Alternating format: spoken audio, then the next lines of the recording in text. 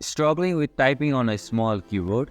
Enlarging it on your iPhone can make typing easier. Hi, I'm Siok from Online Help Guide, and in this video, I will show you how to make your keyboard larger on your iPhone. So let's get started. First, open the Settings app. Scroll down and go to the Display and Brightness settings.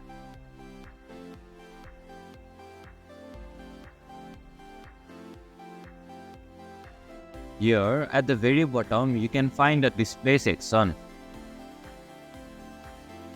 Tap on the Display Zoom option. You can see two options displayed on your screen.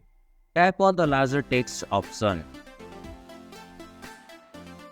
Now, tap on the Done button at the top right corner of the display. Finally, tap on the Use Zoom to button to confirm and apply the zoom display settings. Now, when you use your keyboard in any app, you will notice that it's larger and easier to type on. And this is how you can make your keyboard larger on iPhone. Thank you for watching Online Help Guide. Hope this video was helpful. If it was, then hit the like button and comment down if you have any questions or feedback.